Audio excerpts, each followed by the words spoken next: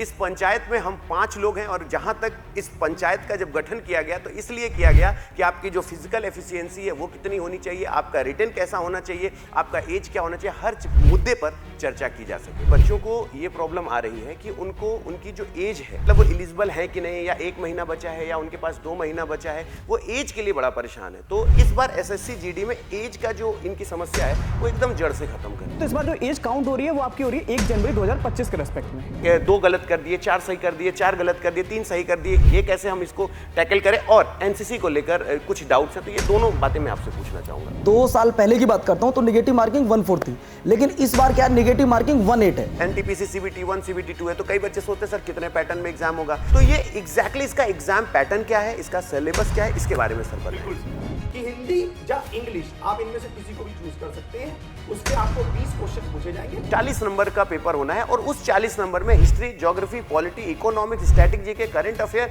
ये सब कुछ होता है। तो ये लोग इतना घबरा जाते हैं कि सर जीएस की तो मुझसे बात ही मत करिए, मैं जितना पढ़ता हूं लगता है कि उतना ही कम है। तो आप क्या कहना चाहेंगे सर? 10वीं पास अभ्यर्थी से या एक 10वीं पास शिक्षित अभ्यर्थी से दैनिक जीवन में घटने वाली हम सामान्य अध्ययन की मतलब उम्मीद रखते हैं। नमस्कार साथियों, मैं अतुल अवस्थी और अपनी टीम के साथ आज ये एसएससी जीडी की पंचायत में आपका स्वागत करता हूं। साथियों, इस पंचायत को बुलाने की जरूरत क्यों पड़ी?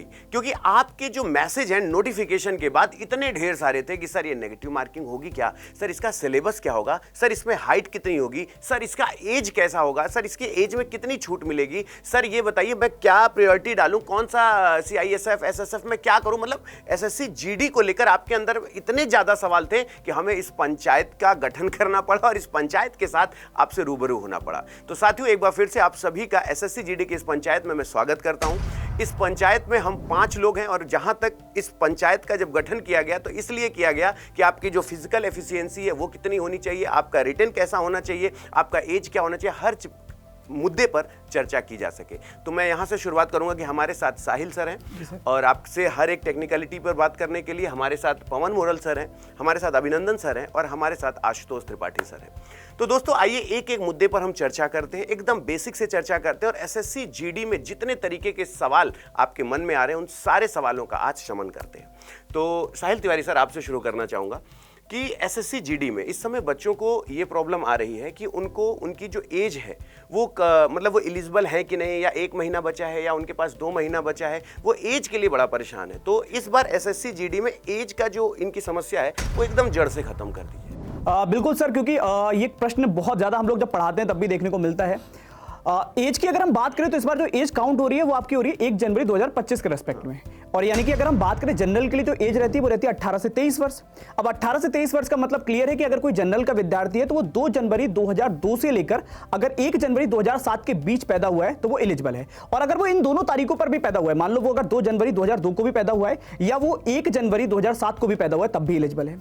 वहीं अगर कोई बच्चा ओबीसी से बिलोंग करता है तो उसको 3 साल का एज रिलैक्सेशन देखने को मिलेगा, मतलब 3 साल की छूट रहेगी। तो 2002 की जगह वो 1999 से एलिजिबल हो जाएगा। वहीं अगर कोई बच्चा एससी और एसटी को बिलोंग कर रहा है तो उसको 5 साल की छूट देखने को मिलेगी, यानी कि वो वहीं से 1997 यानी कि 1997 से लेकर 2007 तक एलिजिबल हो जाएगा। तो ये कंप्लीट सर एज क्राइटेरिया है तीनों के लिए, अगर हम बात करें जनरल के विद्यार्थियों के लिए, ओबीसी के लिए और एससी एसटी के लिए। अगर कोई ईडब्ल्यूएस कैंडिडेट है और सिर्फ ईडब्ल्यूएस के बिहाफ पर एज रिलैक्सेशन मांग रहा है तो उसमें कोई रिलैक्सेशन नहीं है, मतलब कैटेगरी वाइज रिलैक्सेशन है आपका, जनरल, ओबीसी, एससी एसटी, लेकिन ईडब्ल्यूएस के बिहाफ पर एज में कोई छूट आपको देखने को नहीं मिलेगी। बिल्कुल। तो आपने देखा कि एज से रिलेटेड जो भी आपके मन में क्वेरी थी, आप हमेशा एज को लेकर पूछते थे, तो एक बात का तो सबको प्रमाण मिल गया कि सर एज में ये चीजें होंगी, हमें इतना एज हमारी होनी चाहिए, इस वक्त हम पैदा हों तो हम इस एग्जाम के लिए एलिजिबल है। तो आशा करते हैं कि एज को लेकर आपके मन में जो भी ख्याल थे वो दूर हो चुके होंगे, या जो भी डाउट आपके मन में थे वो सारे दूर हो चुके होंगे।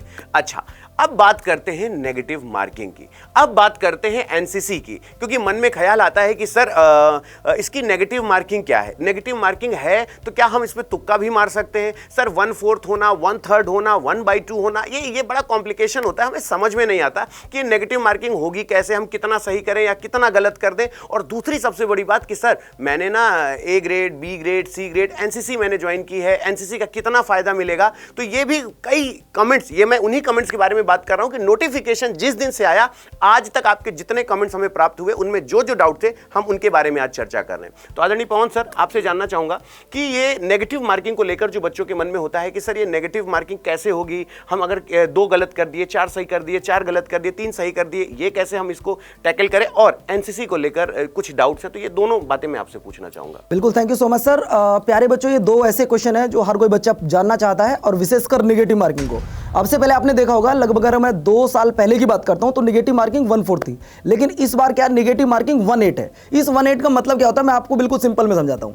अगर आप एक क्वेश्चन गलत करते हैं तो दोस्तों आपका 0.25 नंबर काटा जाएगा। ये सिंपल है। अगर आप ऐसे भी नहीं समझ पा रहे हैं तो आप ऐसे समझिएगा कि 1/8 का मतलब क्या होता है कि अगर आप 8 गलत करेंगे तो आपका एक सही क्वेश्चन काट लिया जाएगा। सिंपल में बिल्कुल आप ऐसे समझ सकते हैं। अगर आप ऐसे भी नहीं समझ पा रहे हैं लेकिन यहां थोड़ा तुक्का लगा सकते हो, उसका मैं आपको छोटा सा रीजन बताता हूं। मान लो आपके पास में 10 क्वेश्चन है और 10 क्वेश्चन वो आपको बिल्कुल भी नहीं आते हैं, और आपने उन 10, मैं ऐसा नहीं कह रहा कि आपको तुक्का लगाना है, ये बिल्कुल लास्ट टाइम पे जब आपको लग रहा है कि मेरे अब 10 क्वेश्चन बचे हैं कि ये मुझे करने चाहिए, नहीं करने चाहिए, इस 1/8 का ये फायदा होता है। आपके पास 10 क्वेश्चन है, आपने 10 के 10 पे तुक्का लगा दिया और आपके सिर्फ 2 क्वेश्चन ठीक हुए। 2 क्वेश्चन का मतलब है कि आपको एक सही करने पर 2 नंबर मिले, तो 2 क्वेश्चन सही करने पर आपको मिल गए 4 नंबर। उधर आपके 8 क्वेश्चन गलत हो गए और 8 क्वेश्चन गलत करने पर आपका एक क्वेश्चन चला गया, एक क्वेश्चन मतलब 2 नंबर आपके चले गए, फिर भी आपको 2 नंबर मिल जाते हैं। तो दोस्तों नेगेटिव मार्किंग जो है ये इस बार 1/8 की है। दूसरा क्वेश्चन बच्चों का आता है कि सर मेरे पास एनसीसी का सर्टिफिकेट है, क्या मुझे इसका कोई बेनिफिट मिलेगा? बच्चों इस बार आपने देखा होगा बहुत सारे ऐसे बच्चे थे जो जिनका रिजल्ट आ चुका है, सर मेरे 160 में से 162 नंबर है। कहाँ से आई, ये सोचने वाली बात है। सर मेरे 165 नंबर है, वो कहाँ से मिले, उनको भी मैं क्लियर करता हूँ। तो बच्चों अगर आपके पास में एनसीसी का ए सर्टिफिकेट है तो आपको कुल नंबर का 2% मिलेगा। 2% का मतलब होता है कि अगर किसी बच्चे के पास एनसीसी का ए सर्टिफिकेट है तो उसको 3.2 नंबर मिलेंगे। अगर आपके पास में एनसीसी का बी सर्टिफिकेट है तो आपको 3% नंबर मिलेंगे, और 3% का मतलब होता है कि आपको 4.8 नंबर मिलेंगे।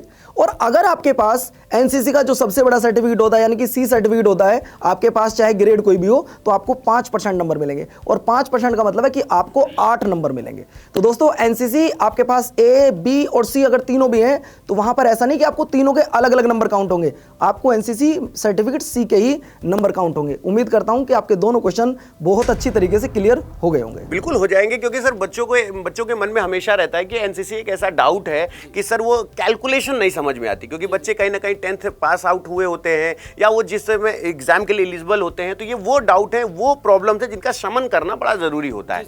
तो ये माइनस मार्किंग को लेकर जो आपके मन में था कि हम तुक्का लगाएं, तो एक हम लोग जब भी ऑनलाइन पढ़ाते हैं, जब भी आप देखते हैं कि हमेशा 6 सेंस की हम बात करते हैं, ऑप्शन एलिमिनेशन की बात करते हैं कि कौन सा है कि सर हम क्या तुक्का लगा सकते हैं, वो तुक्का होना कैसा चाहिए।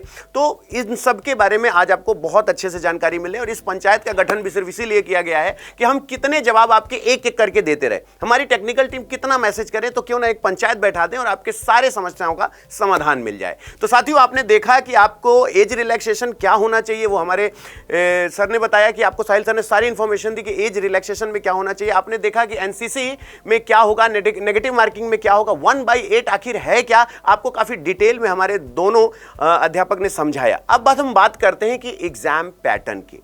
सबसे बड़ा सवाल यह आता है कि सर एग्जाम होगा कैसे, सबसे बड़ा पैटर्न आता है कितने मार्क्स का होगा। सबसे बड़ी बात होती है कि ये जो पेपर होता है 10th का, और ये जो बड़े बड़े पेपर होते हैं सीजीएल में, ये हम पढ़ते समय कैसे क्लासिफाइड करें कि भैया हमें इतना ही इसमें पढ़ना है या इससे ज्यादा हमें पढ़ना है, और ये कंप्लीट एग्जाम पैटर्न क्या होने वाला है, उसके लिए हम जाएंगे अपने अभिनंदन सर के पास। और अभिनंदन सर से मैं जानना चाहूंगा कि सर ये जो एसएससी जीडी का एग्जाम है, इसका एग्जाम जैसे एनटीपीसी सीबीटी 1 सीबीटी 2 है, तो कई बच्चे सोचते हैं सर कितने पैटर्न में एग्जाम होगा, वो नोटिफिकेशन खुद से नहीं देखना चाहते, क्योंकि कभी कभी टेक्निकल लैंग्वेज जब होती है उन्हें नहीं समझ में आता कि सर ये होता क्या है, सीबीटी का फुल फॉर्म क्या होता है, बड़ा टेक्निकल लैंग्वेज लोग आजकल शॉर्ट फॉर्म में बोलने लगे हैं। तो ये एग्जैक्टली इसका एग्जाम पैटर्न क्या है, इसका सिलेबस क्या है, इसके बारे में सर बताएं। बहुत बहुत थैंक यू सर।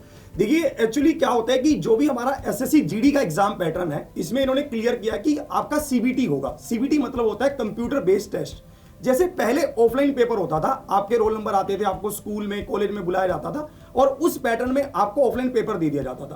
पर अब जब से टीसीएस आ गई है, बड़ी बड़ी कंपनी आ गई हैं, ये कंप्यूटर बेस्ड टेस्ट करवाने लग गई हैं। अब आपके कंप्यूटर बेस्ड टेस्ट होंगे जिसमें एसएससी जीडी का एग्जाम पैटर्न आपको बिल्कुल क्लियर है कि आपके पास मैथमेटिक्स के 20 क्वेश्चन और हर एक क्वेश्चन 2 नंबर का आपका पूछा जाएगा। ऐसी रीजनिंग के 20 क्वेश्चन और हर एक क्वेश्चन 2 नंबर का, तो 40 नंबर यहां पर हो गए। इसी तरह से आपका जीके जीएस का 20 क्वेश्चन और हर एक क्वेश्चन 2 नंबर का, तो 40 नंबर ही हो गए। हिंदी और इंग्लिश में आपके पास चॉइस रहेगा कि आप अगर हिंदी चूज करना चाहते हैं तो आप हिंदी चूज कर लीजिए, अगर आप इंग्लिश चूज करना चाहते हैं तो आप इंग्लिश चूज कर लीजिए। मैं आपको बता दे रहा हूं, एसएससी जीडी की जो हमारी 10th पास जो हमारे विद्यार्थी हैं, इसमें मैक्सिमम स्टूडेंट्स हिंदी ही चूज करते हैं, क्योंकि ये एक हिंदी भाषा के लिए एक मतलब पेपर प्रसिद्ध भी है जो हम मानते हैं। पर अगर आप ये सोच रहे हैं कि मेरी इंग्लिश अच्छी है और आप चाहते हैं कि मैं 10th पास हूं, मेरे को एसएससी जीडी में जवान बनना है, एक जॉब, अच्छी जॉब आपको चाहिए, तो आपके लिए अच्छा मौका भी है। कई बार बच्चों को पता ही नहीं चलता कि इंग्लिश भी ऑप्शन है, तो आपको ये क्लियर कर दिया जा रहा है कि हिंदी या इंग्लिश आप इनमें से किसी को भी चूज कर सकते हैं। उसके आपको 20 क्वेश्चन पूछे जाएंगे, जो भी आप चूज करोगे। हाँ, और इसके साथ इसमें 20 क्वेश्चन होंगे, हर एक क्वेश्चन इसके भी 2 नंबर का होगा, तो टोटल आपके पास 80 क्वेश्चन पूछेगा, जिसमें 160 नंबर हो जाएंगे और 1 घंटे का आपको समय मिलेगा। नेगेटिव मार्किंग पवन सर आपको पहले बता ही चुके हैं, ये आपका पूरा इसमें एग्जाम पैटर्न का डिटेल। बिल्कुल। तो अच्छा सर, ये एग्जाम पैटर्न है, जैसे बच्चे ये सोचते हैं कि सर मैं एसएससी जीडी की तैयारी तो कर रहा हूँ, लेकिन मैं जिस गांव से हूँ, और कुछ बच्चे सर बहुत ही ज़्यादा मन के साफ होते हैं, वो सीधे सीधे कहना चाहते हैं सर देखिए मेरा पढ़ने में मन नहीं लगता, और ये 10th पास वैकेंसी है तो मन में भाव आ जाता है कि सर ये मैं भी निकाल लूंगा, मैं भी तैयारी कर लूंगा, क्या इसमें इस लेवल की एडवांस मैथ आती है, क्या इस लेवल की इसमें अर्थमेटिक आती है, अर्थमेटिक कितनी आती है, कैलकुलेशन बेस आता है या एडवांस मैथ आता है। मतलब उनके मन में ये ख्याल होता है कि डर किससे लगता है, मैथ से और जीएस से। और आज की पंचायत का ये बड़ा सौभाग्य है कि हमारे लिए जीएस के 2 धुरंधर हैं, मैथ्स के लिए आप भी हमारे साथ हैं। तो हम ये चाहेंगे कि सर ये अर्थमेटिक और एडवांस मैथ का कि बच्चे क्या पढ़ लें, और जिनका बिल्कुल कभी मन नहीं लगता कि वो भी अगर ये सोचे कि क्या मैं इसी बार जीडी निकाल सकता हूं, कितना विश्वास आप पैदा कर सकते हैं? बिल्कुल सर, देखिए ये बहुत बड़ा डाउट रहता है मैथमेटिक्स को लेकर। इसमें सबसे पहले मैं आपको क्लियर कर देता हूं, अर्थमेटिक और एडवांस हमारे 2 सेक्शन रहते हैं। तो बहुत सारे बच्चों को ये एक धारणा रहती है कि एसएससी जीडी का एग्जाम है तो इसमें सिर्फ अर्थमेटिक ही पूछेगा, बट ये क्लियर, मैं आपको क्लियरली बता रहा हूं, उनके सिलेबस में स्पेशल मेंशन है मेंसुरेशन, और मेंसुरेशन का मीनिंग है क्षेत्रामिति। और आपके अगर हम प्रीवियस ईयर पेपर्स को भी देखते हैं तो एडवांस मैथ से क्वेश्चंस पूछे गए हैं। पर मैं आपको इसके साथ ये भी क्लियर कर रहा हूं कि एडवांस मैथ के ज्यादा क्वेश्चन नहीं पूछेगा, पर बाकायदा वो 2 से 3 क्वेश्चन आपसे पूछेगा ही। और आज के जो कंपटीशन का दौर है, इसमें हम 2-3 क्वेश्चन की इंपॉर्टेंस को कम नहीं आंक सकते हैं। तो इसलिए मैं आपको ये कहूंगा कि अर्थमेटिक के साथ साथ एडवांस मैथ पर भी अच्छी पकड़ बनाकर चलना, ताकि आपका जब एग्जाम हो आपको ये ना लगे कि मान लीजिए बाई चांस एडवांस मैथ का इजी क्वेश्चन आ गया, अब बाकी बच्चे तो कर आएंगे और आपका वही 2-3 नंबर का जो 2-3 क्वेश्चन होंगे, यानी कि 6 नंबर के क्वेश्चन होंगे, वहीं पर आप पीछे रह जाओगे। तो इसलिए अर्थमेटिक के साथ साथ एडवांस मैथ को भी अच्छे से कवर करके ही जाना। पर इसका लेवल ऐसा नहीं होगा कि बहुत डीप आपसे पूछेगा, नहीं। ये जो एसएससी है, जब आपकी और हमारी बात शुरू हुई तो SSC GD 10th base vacancy के कारण एग्जाम पैटर्न नॉर्मल रहेगा। बस आप अपने पर विश्वास रखिए, हम पर विश्वास रखिए, रेगुलर क्लास लीजिए जो जरूरी है, फिर आपका सिलेक्शन तय है। बिल्कुल। तो बिल्कुल सर ने कहा कि अगर देखो एडवांस और अर्थमेटिक और बाकी की बात देखो, पंचायत में हम आपके डाउट सेशन दूर करने आए हैं। और रही बात ये कि सर अगर हम क्लासिफाइड कर लें किस टॉपिक से कितना आएगा और हम कितनी जल्दी सिलेक्शन पा लेंगे, तो उस सब के बारे में डिटेल आप सुबह और शाम दोनों इवनिंग में आपकी जीडी की क्लास चल रही है, आप आनंद ले सकते हैं और आनंद लेके ही पढ़ सकते हैं। अच्छा, एक दूसरी सबसे बड़ी बात सर, बड़ा मेजर कंसर्न है पोस्ट प्रेफरेंस का।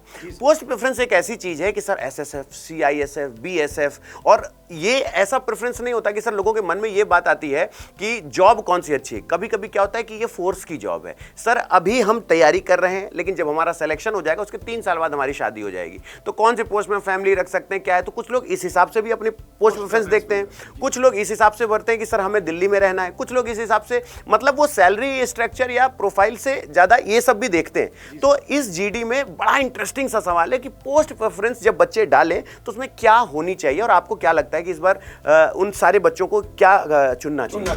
देखिए सर, इसके बारे में मैं यही कहूंगा आपको कि जैसे अगर हम एसएससी जीडी की बात करते हैं तो इसमें जो एक अच्छी पोस्ट मानी जाती है वो एसएसएफ को लेकर काफी अच्छा कहा जाता है, क्योंकि इसमें जितने भी हमारे सचिवालय हैं उनमें आपकी जॉब लगती है। और इसके बाद CISF को एक अच्छी प्रेफरेंस माना जाता है, क्योंकि हर कोई बंदा चाहता है कि मैं दिल्ली के आसपास रहूं। एक 10th पास बच्चा जो होता है वो आगे भी अपने भविष्य के बारे में सोचता है, उसको ये होता है कि मुझे आगे भी तैयारी करनी है। तो CISF में आपके पास जितने भी हमारी मेट्रो स्टेशन हैं, जितने भी एयरपोर्ट्स हैं, उन पर आपकी जॉब लगती है, तो इसलिए एक अच्छी लोकेशन पर लगती है। इसके बाद जैसे आपके पास आप आगे देखेंगे BSF है, तो इसमें हमारी जो बॉर्डर सिक्योरिटी फोर्सेज होती हैं, जैसे जो पाकिस्तान से जितना भी हमारा बॉर्डर लगता है और इधर बांग्लादेश के साथ लगता है, तो वहां पर आपकी जॉब लगती है। इसके बाद ITBP है, इसमें आपके पास जो भी हमारा चाइना वाला बॉर्डर है वहां पर आपके साथ वहां पर आपकी पोस्टिंग होती है, वहां पर आपकी जॉब लगती है। तो इस हिसाब से आप थोड़ा सा देखो, अलग अलग बंदे का एक अलग अलग नेचर भी होता है। कुछ बच्चे चाहते हैं कि मैं थोड़ा सा एक ऐसे मतलब बॉर्डर सिक्योरिटी में जाकर देखूं कि बॉर्डर पर कैसे सिचुएशंस हैं। कुछ लोग ये चाहते हैं कि मैं ये देखूं कि भैया मेरे को तो दिल्ली में रहना है, मेरे पेरेंट्स भी आसपास रहे, मैं जल्दी घर भी पहुंच सकूं, कल को मेरी शादी होगी तो मेरे को चलो यहाँ पर सेटल होने में भी थोड़ा इजी रहे। पर एक बात आप ये भी ध्यान रखना, जैसे जैसे आपकी पोस्ट प्रेफरेंस जो चेंज होगी, या फिर अच्छी पोस्ट, जैसे अच्छी पोस्ट मान लीजिए, जैसे दिल्ली वाली पोस्ट अगर मानते हैं आप, तो उनके लिए कट ऑफ भी फिर उस हिसाब की जाएगी। तो आपको उसके लिए एक्स्ट्रा एफर्ट्स भी मारने के लिए तैयार रहना पड़ेगा। इसके लिए आपको पूरी मेहनत करने के लिए शिद्दत से तैयार रहना पड़ेगा। बिल्कुल। तो देखो सर की बात पे आपने ये गौर किया कि सर ने कहा कि आपने खुशी खुशी तो कह दिया कि सर आपने SSF के बारे में बताया, सचिवालय में नौकरी ये तो मैं पहले रखूंगा, फिर CISF रखूंगा, फिर मैं BSF रखूंगा, फिर मैं ITBP रखूंगा। आपने रख तो लिया, लेकिन आपने सर की बात को गौर किया ना कि सबकी मेरिट भी अपनी अपनी जाएगी और अकॉर्डिंग टू मेरिट। तो इसलिए याद रखिएगा कि अपना कैलिबर देखकर आप पोस्ट प्रेफरेंस डालिएगा। और अगर आप सबसे सुप्रीम SSF, और मैं एक ऑर्डर बता दे रहा हूं, SSF है, उसके बाद CISF है, फिर BSF और ITBP, इस तरीके से एक ऑर्डर है। लेकिन डिपेंड ये करता है कि आप किस चीज पे ज्यादा फोकस्ड हैं, आप कहां जॉब करना चाहते हैं। तो चलिए यहां तक हम लोगों ने देखिए आपके कई सवालों का जवाब हम दे चुके हैं।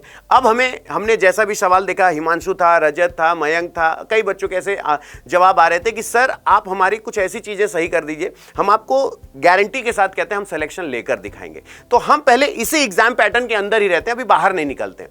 इसी एग्जाम पैटर्न के अंदर हम ये बात करते हैं कि आशुतोष सर हमारे साथ हैं, तो मैं शुरुआत इनसे ये करना चाहूंगा कि current affair, static GK, history, geography, polity, economics, science, अब इन सबको मिला के जब क्वेश्चंस पूछे जाते हैं तो लोग कहते हैं कि सर ये पूरा हिंद महासागर, प्रशांत महासागर जैसा लगता है, हम कितना पढ़ें, कहां से पढ़ें, क्यों पढ़ें, यही क्यों आएगा, ये पढ़ते हैं तो ये भूल जाते हैं, इकोनॉमिक्स भी हमको पढ़ना है, ये तो हम आज सोचे, हम तो इतिहास को ही पूरा GS समझते थे। तो कई तरीके के सवाल, मैथ्स के लिए आप में डाउट था कि सर मैथ्स में कैसे करूं, तो मैंने आपको सर से बहुत अच्छे से आपको समझवाया और सर ने बहुत अच्छे से समझाया। तो आशुतोष सर हमारे साथ हैं, मैं पहले GS के बारे में सर से पूछूंगा और फिर कुछ और बेसिक सवाल है, टेक्निकल सवाल है जो SSC GD को लेकर आपके मन में, वो भी मैं आशुतोष सर से पूछूंगा। तो आदरणीय आशुतोष सर, मैं आपसे ये पूछना चाहूंगा कि पहली बात तो आज की इस पंचायत में आपका स्वागत है। और आज ये GS का जो बच्चों के मन में है कि SSC GD में सर देखिए 20 सवाल है, 40 नंबर का पेपर होना है और उस 40 नंबर में history, geography, polity, economics, static GK, current affair, ये सब कुछ होता है। तो ये लोग इतना घबरा जाते हैं कि सर GS की तो मुझसे बात ही मत करिए, मैं जितना पढ़ता हूं लगता है कि उतना ही कम है। तो आप क्या कहना चाहेंगे सर? बिल्कुल सर, आपने यहाँ पे बहुत सही पॉइंट उठाया है। लेकिन मैं अपने स्टूडेंट से ये यहाँ पे आपको कहना चाहूँगा, पहली बात तो ये कि आप जो SSC GD का सिलेबस है उसको शुद्ध हिंदी या इंग्लिश में आप जाके पढ़ें, जिस भी मीडियम में आप कंफर्ट हो।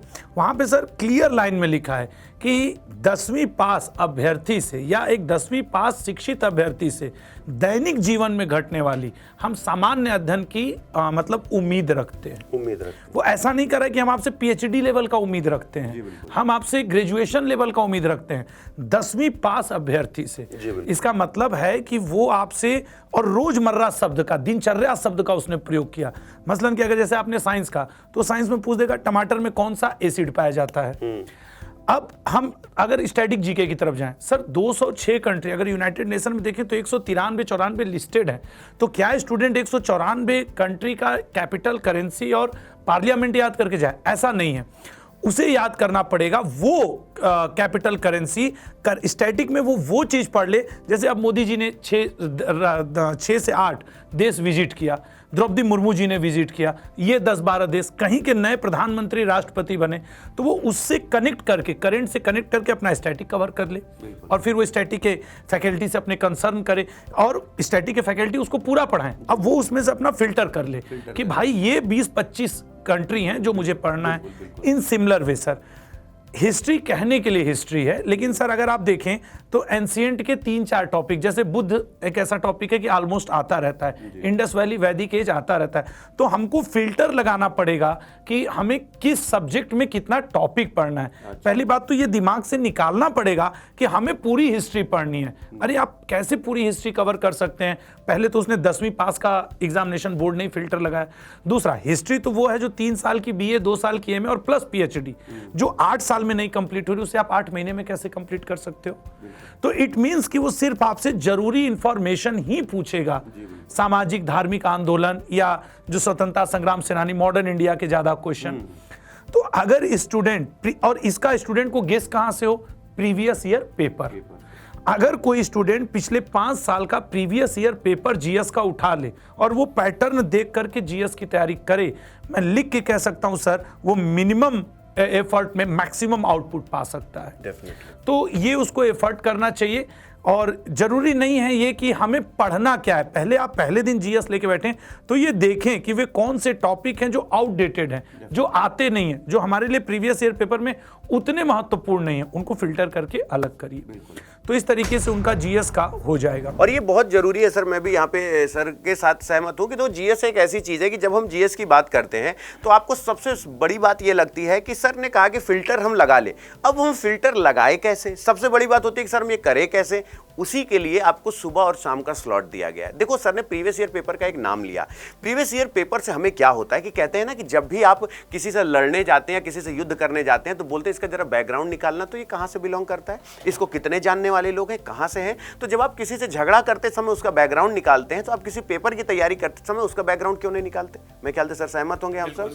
तो आपको जरूर उस पेपर का पहले बैकग्राउंड देखना चाहिए। और मैं आपसे हमेशा कहता हूं कि जब मैं नोटिफिकेशन हम लोग कर रहे थे तो मैंने आपसे एक बात कही थी कि जब आप सुबह 4 बजे टहलने और दौड़ने जाएंगे ना, तो आप पीछे देखेंगे तो आपके पीछे कोई नहीं होगा। जब आप अपने आप से पूछेंगे कि जब मैं सुबह 4 बजे दौड़ रहा हूं तो मेरे पीछे कोई क्यों नहीं है, तो आपके मन से आवाज आएगी क्योंकि तुम जल्दी उठे हो।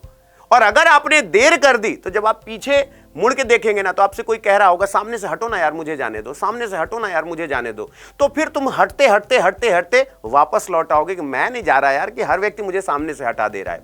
तो ये याद रखिएगा, तैयारी आपकी जितनी पहले होगी उतना आप फिल्टर लगा सकेंगे। तैयारी आप जितना पहले शुरू करेंगे उतना सब्जेक्ट को क्लासिफाइड कर पाएंगे। और हमेशा हिस्ट्री है तो जीडी का हिस्ट्री क्या है, जीडी का पॉलिटी क्या है, जीडी का इकोनॉमिक्स क्या है, जीडी का साइंस के कितने सवाल पूछते हैं, साइंस में भी फिजिक्स का कितना है, केमिस्ट्री का कितना है, बायो का कितना है। आपको प्रॉपर फिल्टर, प्रॉपर क्लासिफिकेशन के साथ जीएस के साथ जाना पड़ेगा। और मुझे लगता है कि सर ओवरऑल रिजल्ट ये निकल के आएगा कि आपको पढ़ना बहुत कम पड़ेगा। और सिर्फ आप कहते हैं ना कि हम लोगों ने भी आपसे कहा था कि फैकल्टी उसे चुनिए जो आपके साथ फैमिलियर हो सके, जिसका कनेक्ट कन्वेंस का नाता हो, और आपको बड़ा आनंद आएगा। लेकिन एक सवाल मेरे जहन में और है जो मैं आशुतोष सर से पूछना चाहूंगा कि अक्सर बच्चों में ये प्रॉब्लम होती है कि सर एक चीज़ और अगर आप हमें बता दें, और ये कमेंट्स हैं सर, काफ़ी बच्चों के कमेंट्स हैं आज तो सर सब में, कि ये हाइट को लेकर परेशान होते हैं कि सर मेरी हाइट इतनी सेंटीमीटर है, सर मेरी इतनी सेंटीमीटर है, मैं एलिजिबल हूँ कि नहीं, सर मैं रोज़ दीवार पे खड़ा होकर नापता हूँ, मुझे एक फिक्स हाइट बताइए, अगर मेरी उतनी है तो मैं आगे के बारे में सोचूं, वरना मैं अगर उतने से ही बाहर निकल आ रहा हूँ तो मैं कुछ और देखूँ, मैं अपना टाइम वेस्ट क्यों करूँ। तो आइए हाइट को लेकर आशुतोष सर से जानते हैं कि एसएससी जीडी में स्पेसिफिक हाइट का क्राइटेरिया क्या है। बिल्कुल सर, तो हाइट के लिए सर मैं सिर्फ एक शब्द से सारी चीज़ों को डिफाइन कर लूँगा। एसटी कम्युनिटी, जो हमारे एसटी भाई हैं, उनकी हाइट को जरा सा भी साइड में रखते हैं। बाकी अदर आप जितना भी वर्ग सोच सकते हैं, पुरुषों के लिए, लड़कों के लिए 170 सेंटीमीटर, और जहां तक ये गर्ल्स कैंडिडेट की बात है 157 सेंटीमीटर, ये सभी के लिए लागू होता है। और मैंने पहले ही कहा कि एसटी कैंडिडेट को इसमें कुछ छूट है, मेल को भी फीमेल को भी। तो अगर 170 सेंटीमीटर आपकी हाइट है एसटी कम्युनिटी को छोड़ करके, तो आप मेल हैं तो आप फॉर्म भर दीजिए। 157 है, आप फीमेल हैं और आप एसटी कम्युनिटी से नहीं है, मतलब ओबीसी से हैं, ईडब्ल्यूएस से हैं, सामान्य वर्ग से हैं, आप फॉर्म भर दीजिए। बिल्कुल। और यहाँ पर जो छूट की बात है, तो ये बिल्कुल सर से मैं कहूँगा कि जो बच्चों को हाइट में छूट मिल रही है वो एक बार हाइट को लेके गो थ्रू जरूर होइएगा कि, और ये जो स्पेसिफिक सर ने बताई 170 एंड 157 सेंटीमीटर ये स्टैंडर्ड है और लगभग आज की जो जनरेशन है इसको आराम से मैच कर लेती है, आपको दिक्कत नहीं होगा। आपने यहाँ पर देखा कि मैथ्स और जीएस के बारे में सर ने डिटेल समझाया कि क्या है। अब आपके मन में सवाल आता है रीजनिंग और हिंदी को लेकर। रीजनिंग के लिए हमारे साथ साहिल तिवारी सर भी हैं और मैं अपने विचार सर के साथ जरूर एक बार शेयर करना चाहूंगा कि रीजनिंग को लेकर और हिंदी को लेकर, क्योंकि ये एग्जाम आसान क्यों हो जाता है, लोग इतना श्योर कैसे हो जाते हैं कि मैं वर्दी लेकर ही मानूंगा। यहां तो फॉर्म भरने के बाद जो बहुत पोटेंशियल रखते हैं वो मिठाई तक बांटने की हैसियत रखते हैं कि मैंने फॉर्म भर दिया है, मेरा सिलेक्शन होगा और मैं आपको सिलेक्शन लेकर दिखाऊंगा। क्यों? क्योंकि यहां 80 नंबर आपको इतना फ्री में मिलता है कि जो आपका टेंशन, कष्ट, पीड़ा, समस्या, बाधा, कलेश, प्रॉब्लम जो दिमाग में आता है जीएस और मैथ्स को लेकर, पहली बात तो हमारे इतने होनहार टीचर हैं, ये सारे आपके दिमाग से हटा देते हैं। और मैं 7 दिन का चैलेंज भी देता हूं कि आप जब सुनना शुरू करेंगे तो आपका पैटर्न ही बदल जाएगा पेपर छूने का, आपको लगेगा कि नहीं आसान है। और रही बात हिंदी और रीजनिंग की, यानी 20 क्वेश्चन रीजनिंग और 20 क्वेश्चन हिंदी, ये 80 में 80 यानी 79.5/80 की मैं बात ही नहीं कर रहा हूं, मैं 80 आउट ऑफ 80 की बात कर रहा हूं, जिसे पाना आसान नहीं बेहद आसान है।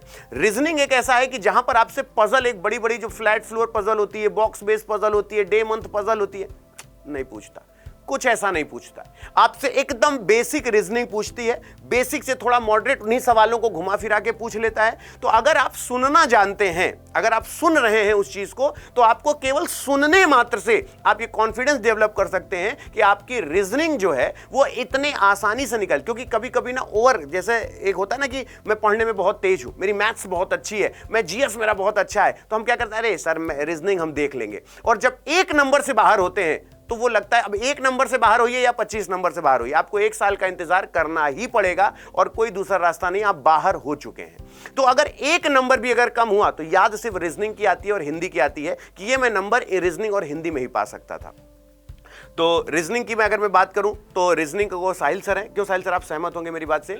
रीजनिंग को लेकर आप क्या कहना चाहेंगे कि रीजनिंग में देखिए कई ऐसे टॉपिक, मशीन इनपुट नहीं आता है, डिसीजन मेकिंग नहीं आता है, डेटा सफिशिएंसी नहीं आता है, लॉजिकल रीजनिंग ना के बराबर पूछा जाता है। तो पेपर को तो इतना समराइज कर दिया है कि मुझे लगता है कि सर इसमें 40 आउट ऑफ 40 मेरे हिसाब से पाना बेहद आसान है। आपका क्या व्यू है इसमें? बिल्कुल सर, डेफिनेटली। मतलब अगर कोई 40 से नीचे के बारे में सोच भी रहा है और कोई 38 पे अगर खुद से 38 नंबर लाके वो सोच रहा है कि मेरी बहुत अच्छी हुई है, तो मुझे लगता है कि उसको खुश होने की जरूरत नहीं है, क्योंकि 40 लाए जा सकते थे, है ना। तो आप 38 पे खुशी नहीं मना सकते, आपको पूरे 40 के बारे में सोचना पड़ेगा। और जैसा सर ने क्लियर कर दिया है, अगर आप थोड़ा सा भी उस चीज को लेकर सीरियस हैं और आपको दिख रहा है कि मतलब आपको ओवरऑल स्कोर बहुत बेहतर करना और एक एक नंबर की आपको वैल्यू करनी है, तो रीजनिंग और हिंदी, मतलब जो सर ने अभी क्लियर किया कि मतलब 80 नंबर के लिए आपको वो श्योरिटी के साथ जाना ही पड़ेगा कि इसमें तो इफ और बट होना ही नहीं चाहिए। मतलब यहां मैं ये नहीं सोच सकता कि यार एक आध नंबर यहां से कम हो रहा है, कहीं और से कवर कर लूंगा, मतलब बाकी सबके नंबर यहीं से कवर करने हैं, तो वो रीजनिंग और हिंदी बन के आएगी। डेफिनेटली आप इसमें 80 में से 80 ला सकते हैं, इसमें कोई संदेह है ही नहीं। बस थोड़ा सा आपको अपने बेसिक्स पे काम करना है और उसके बाद आपको उसकी प्रैक्टिस कर लेनी है, ऑटोमेटिकली चीजें होती चली जाएंगी। बिल्कुल। और दूसरी सबसे बड़ी बात सर मैं यहाँ पे बता दूं कि हिंदी आसान क्यों हो जाती है। जैसे लोगों को लगता है कि सर हिंदी मतलब ना रस है, ना छंद है, ना अलंकार है, ना मतलब संधि, रेयर एंड रेयरेस्ट अगर पूछ लिया वो भी स्वर संधि में सब कुछ सिमट जाता है। मतलब सिर्फ पर्यायवाची, समानार्थी, अनेकार्थी, मुहावरे, लोकोक्ति, अनसीन एक पैसेज वो भी 4 लाइन का, मतलब कि आप खुद ये देख के कह सकते हैं कि सर मैं उंगलियों पे बता दूं, कामदेव का पर्यायवाची पूछ रहा है, कुबेर पूछेगा ही पूछेगा, इंद्र की पत्नी का पर्यायवाची पूछेगा ही पूछेगा, मतलब उंगलियों में गिन ले, उसमें किसी ना किसी सेट में वो चीजें पूछना ही पूछना है। इतनी क्लियर बाउंड्री है हिंदी की, आप सोच भी नहीं सकते। और मैं आपको ये बता देना चाहता हूं कि जो सुबह का स्लॉट है सुबह 5 बजे से शुरू होता है और जो शाम का स्लॉट है वो भी शाम 5 बजे से शुरू हो जाता है। और यहां पर मैं आपसे फिर कहता हूं कि आप जितने भी लोग हैं, आप लोगों के लिए हिंदी रीजनिंग में नंबर लाना बहुत आसान है, आप सिर्फ सुनना शुरू कर दें। अच्छा, यहां पर तो मैंने आपको सारे सब्जेक्ट को और भी ये मैंने देखो मौके का फायदा उठाया है, क्योंकि पंचायत में आज ये बड़ा कम ऐसा होता है कि अभिनंदन सर मैथ्स के लिए अवेलेबल हो जाएं, आशुतोष सर है हमारे साथ, साहिल सर और पवन सर। एक आपके मन में और सवाल है कि सर आप एक चीज छोड़ रहे हैं जिसे हम कहते हैं फिजिकल। जब हमारे एसएससी जीडी में जो फिजिकल होता है, हम अगर अभी से रिटन के साथ साथ सुबह उठ जाए, अगर सुबह उठ के अभी भी हम फिजिकल की तैयारी करना शुरू कर दें तो क्या हमारे फिजिकल की एफिशिएंसी होनी चाहिए, मुझे मेरे अंदर फिजिकल कैपेसिटी कितनी होनी चाहिए, कितनी मेरी दौड़ होनी चाहिए, क्या इसमें ऊंची कूद भी होता है, क्या गोला फेंक भी होता है, क्या फिजिकल हम सुबह जाएंगे शाम को खत्म होगा या 2 दिन होगा 4 दिन फिजिकल होगा, कितने किलोमीटर दौड़ेंगे, कुछ लेकर दौड़ना है, खाली हाथ दौड़ना है। यानी फिजिकल को जब आप नोटिफिकेशन में पढ़ते हैं तो उस टेक्निकल लैंग्वेज में आप कई चीजें नहीं समझ पाते। तो यहां पवन सर है, मैं पवन सर से जानना चाहूंगा कि फिजिकल को लेकर इनके सारे डाउट सर कि एक भी इनको दौड़ना कैसे है, इनको तैयारी कैसे करना है, आप इन फिजिकल के लिए क्या बताएंगे, इसका क्राइटेरिया क्या है गुरुदेव? बिल्कुल, thank you so much sir. प्यारे बच्चों, ये कई सारे बच्चों का सवाल होता है जो पहली बार तैयारी करते हैं कि सर इसके फिजिकल में क्या क्या पूछा जाता है। तो अगर मैं फिजिकल की बात करूं तो एसएससी जीडी का एकमात्र ऐसा फिजिकल होता है जहां ना लॉन्ग जंप होती है, जहां हाई जंप नहीं होती है, अगर मैं बात करूं गोला फेंक नहीं होता है, यहाँ पर सिर्फ और सिर्फ रनिंग होती है। हाइट सर ने आपको बता दिया, चेस्ट नॉर्मल होती है 80 सेंटीमीटर और 5 सेंटीमीटर का फुल अप होता है, सिर्फ रनिंग होती है। अगर मैं लड़कों की बात करूं तो उन्हें 5 किलोमीटर की दौड़ 24 मिनट में लगानी है, वो सिर्फ जस्ट क्वालिफाई है, उसका कोई नंबर नहीं होता है। लड़कियों के लिए 1600 मीटर की दौड़ होती है जो कि उनको 8.5 मिनट में पास करनी होती है, उसका भी कोई नंबर नहीं होता। लेकिन अगर आप लद्दाख रीजन से हैं तो आपको 1600 मीटर की दौड़ 7 मिनट में कंप्लीट करनी होगी लड़कों के लिए, और अगर आप लद्दाख रीजन से कोई लड़की है उसको 800 मीटर की दौड़ 5 मिनट में कंप्लीट करनी होगी, और ये जस्ट क्वालिफाई होता है, इसका कोई नंबर नहीं होता है। हाइट नॉर्मल 170 सेंटीमीटर होती है एसटी को छोड़कर, और बच्चों 157 सेंटीमीटर होती है लड़कियों के लिए। चेस्ट नॉर्मल होती है 80 सेंटीमीटर, 5 सेंटीमीटर का फुल ऑफ। ये आपका फिजिकल होता है, ना लॉन्ग जंप होती है ना हाई जंप होती है, कुछ इस फिजिकल में नहीं होता है, सिर्फ और सिर्फ रनिंग होती है सर। बिल्कुल। तो और मतलब कुल मिला के इनको जैसे होता है ना कि सुबह एकदम कस के इतना दौड़ना ये करना, इतना नहीं होता। अगर आप वॉकिंग सुबह करते हैं, आपकी स्टेमिना थोड़ी सी ज़्यादा होनी चाहिए, क्योंकि पता चला फिजिकल गर्मी के दिनों में हो गया या फिजिकल कभी बहुत ऐसा मौसम है कि बड़ी उमस है तो हो गया, तो कई बच्चे एटमॉस्फेयर के चक्कर में घबरा जाते हैं, परेशान हो जाते हैं। तो थोड़ा सा महीने 2 महीने 3 महीने पहले से फिजिकल की तैयारी करते हैं, तो क्योंकि बॉडी को भी थोड़ा सा हील करने के लिए थोड़ा सा समय चाहिए। तो साथियों, इस एसएससी जीडी की पंचायत में मैंने आप लोगों के लिए सिर्फ इसीलिए रखी क्योंकि पूरे डाउट्स हम सब ने मिलकर डाउट देखे। कभी अभिनंदन सर ऐसे डिस्कस कर रहे हैं कि सर मयंक ऐसा पूछ रहा है, आशुतोष सर हमसे बोल रहे हैं कि सर वो रिया का मैसेज आ रहा था कि सर ये हम फीमेल्स हैं, हमारी एग्जैक्टली हाइट क्या होनी चाहिए, मुझे तो जीएस ही नहीं आती, मैं क्या करूँ। साहिल सर, पवन सर के साथ कई बार डाउट पूछे हम लोगों के सोशल नेटवर्किंग पे जो डाउट आए, तो हमें लगा कि क्यों ना चलते हैं एसएससी जीडी की पंचायत बैठाते हैं और हर तरीके की समस्या का समाधान लेकर आते हैं। आशा करता हूं कि आपके हर तरीके के सवालों के जवाब आपको मिल गए होंगे। यदि अभी भी आपके मन में कोई सवाल है, लाजमी है, तो हम आपसे जरूर चाहते हैं कि आप हमसे फ्रिक्वेंट हों। आप कम से कम ये समझें कि ऑनलाइन कोई है जो हमारी हर समस्याओं का समाधान किसी भी समय कर सकता है। दैट्स कॉल्ड एसएससी अड्डा 24/7। तो दोस्तों, हम आपको एक गूगल फॉर्म दे रहे हैं। उस गूगल फॉर्म में अगर आप अपने कॉन्टैक्ट डिटेल के साथ अपनी प्रॉब्लम लिखेंगे तो हो सकता है हम आपके इंडिविजुअल भी मदद कर सकें, कि आपका हताश ना हो, आप एग्जाम से दूर ना भागें और आप ये ना कहें कि सर हम तैयारी नहीं करेंगे क्योंकि हमें तो समझ में नहीं आ रहा हम कहां से शुरू करें और कहां खत्म करें। तो दोस्तों, ये सब सारी चीजें आप लोगों के लिए बता दी गई, और जो आपका जो शेड्यूल है वो सुबह 5 बजे एसएससी जीडी का शुरू हो जाता है, आप वहां से शुरू कर सकते हैं और शाम को 5 बजे तक। बाकी हम सारे टीचर्स का जो शेड्यूल है वो यूट्यूब पर मेंशन है, आप यूट्यूब पर भी देख सकते हैं। तो आपके लिए हम हर तरीके से साथ हैं, वो चाहे टॉपिक वाइज हो या डिटेल हो, और हम आपसे वादा देते हैं और हम ये सारी फैकल्टीज के बिहाफ में ये आपसे प्रॉमिस करता हूं, हम एसएससी अड्डा 24/7 के टीचर्स ने अपने आप को इस लेवल पे डेवलप किया है कि 7 दिन हमें चाहिए। जो नया है, जो पुराना है, तो उन्हें हम बहुत एक्सप्लेन नहीं करना, वो कहीं भी हो, उन्हें पता है किस एग्जाम में मुझे कहां जाना है। हम ये जो नए लोग हैं, मैं आपको हमेशा बोलता हूं कि 7 दिन आप हमें सुने।